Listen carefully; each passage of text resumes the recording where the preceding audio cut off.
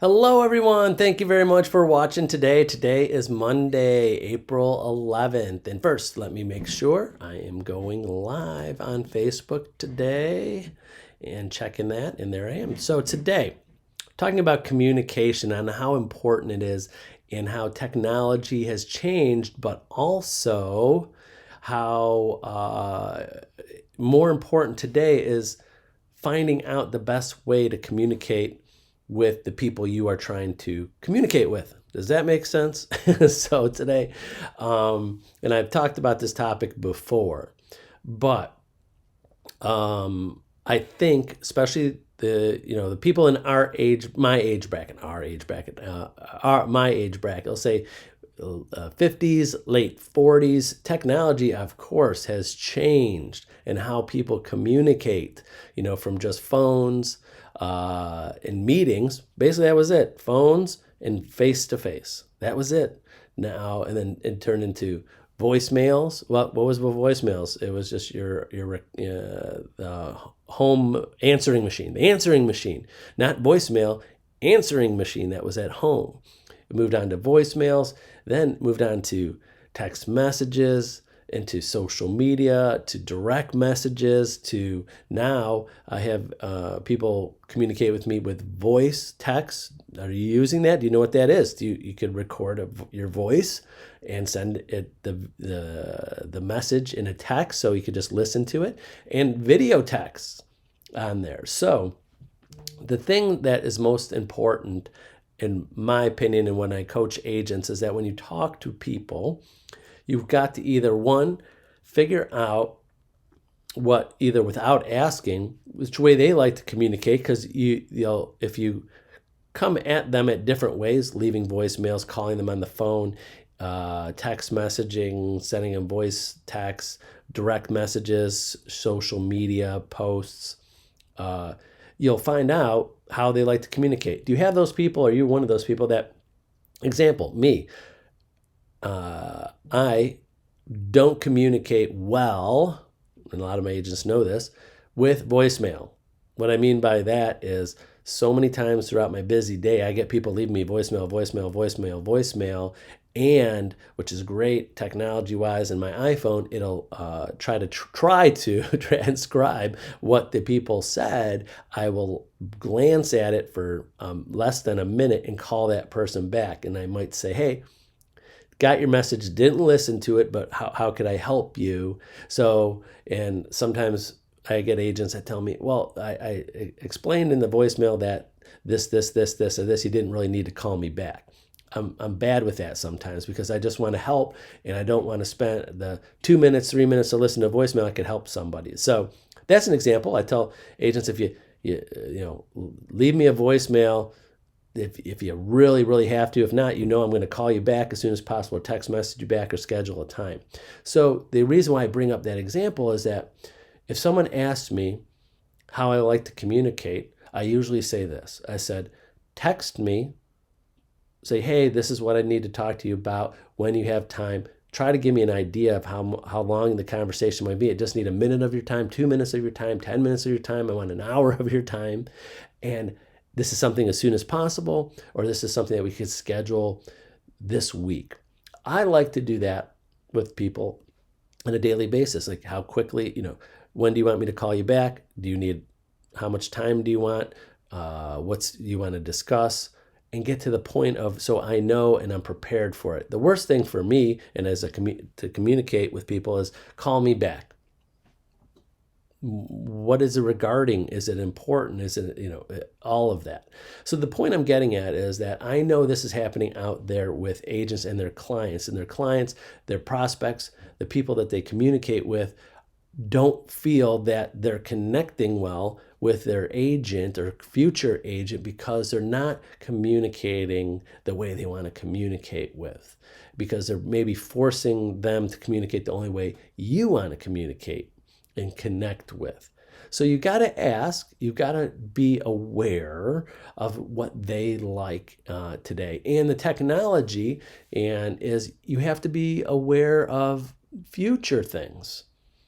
Just imagine, again, I know for the agents that are in their 20s, might not understand the evolution of a lot of the communication in a professional, because you're new to your professional career, you're new to communicating with clients, not because this is your first career or a career in sales.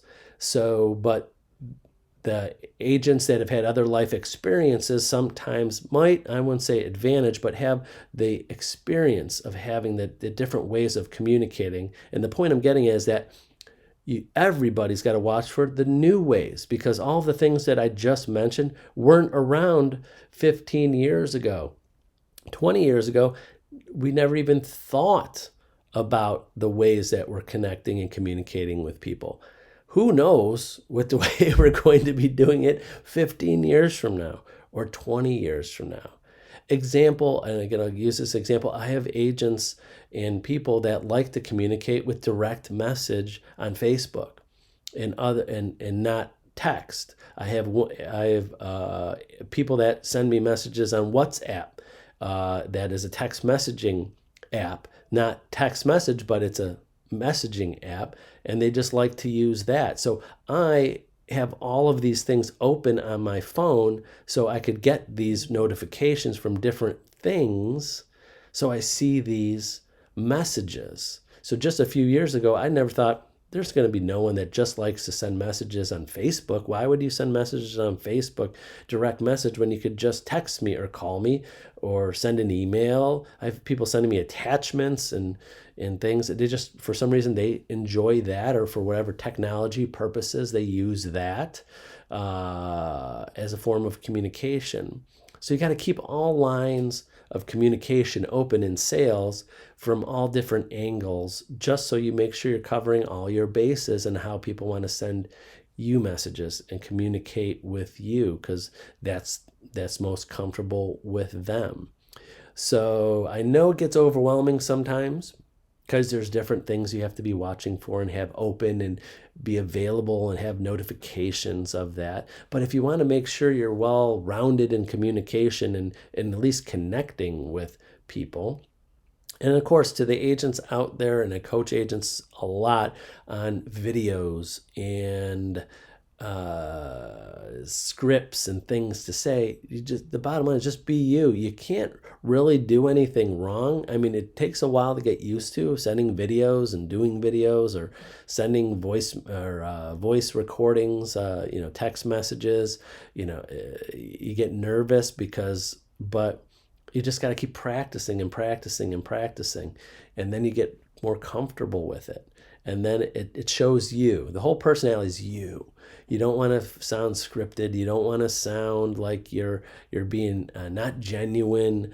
You don't want to be like a robot. But I know it's hard when you first start. So almost every day I'm coaching at least one agent on ideas on relaxing and how to leave comfortable voicemails, how to do videos and sending texts and direct messages in different ways to show your personality and not just text on that, because you want to connect with people. So just want to give you some things to think about communicating and how things have changed, how you got to be watching for the future and new ways of people communicating with each other, how things have changed in a good way. I think that this is all good, because I honestly believe today is, and every day, I think in the future, is a better day for salespeople to communicate with people.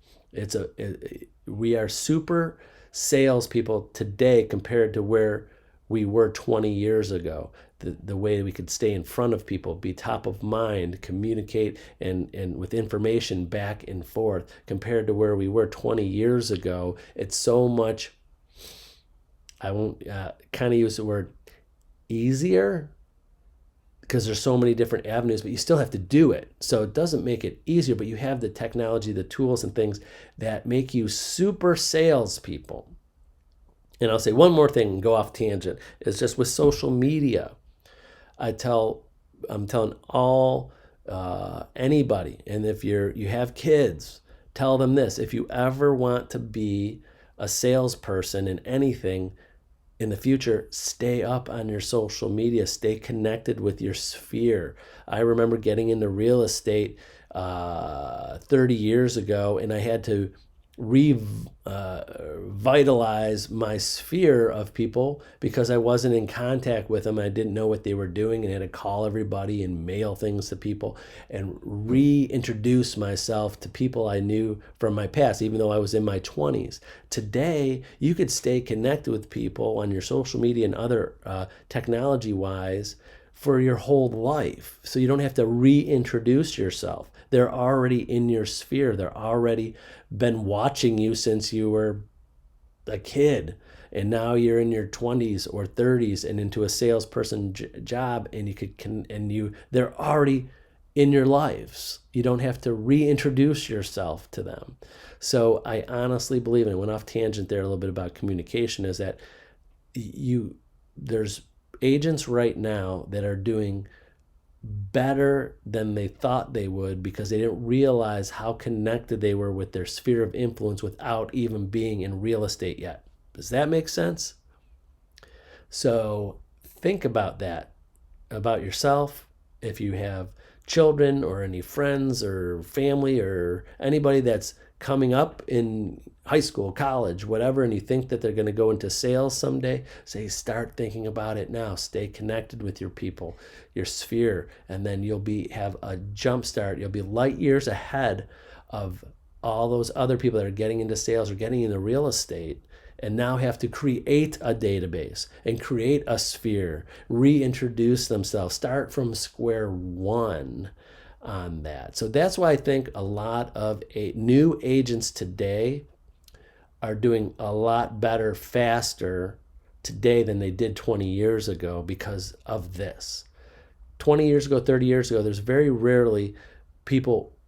I'll start because when I was in my 20s, right out of college, starting in real estate, I know I went off on a tangent here, but I love this topic, is that there's very rare. I was in my 22 years old starting in real estate, and the next closest person to my age in my office, or even it was in their 40s.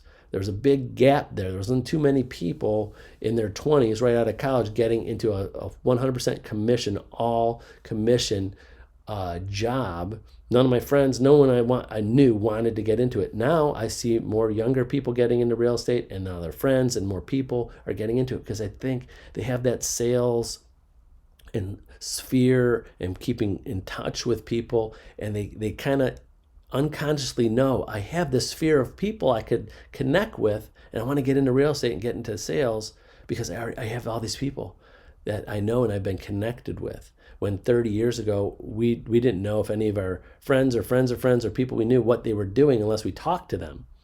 Where I think people today and anybody today could see social media wise, and they're connected. They're just communicating with a lot more people day to day than we used to. And then that consciously or unconsciously understand, they could equate to that. I have this database already, and I think I could tap into it. Hopefully that makes a little sense. So sorry I went off on the tangent there, but communication is one of my favorite topics, and I could go on and on, but I'm going to stop it now. So that's it. So have a great day. Remember, use me as a resource. Call, text, email me anytime, and we'll set time aside on how we could hone in what you like to do, what you are doing now, and make sure you're a master of communication with your potential and future clients and your current clients that you're working with now. That's it. Have a great Monday, and we'll see you tomorrow on Tuesday. Bye-bye.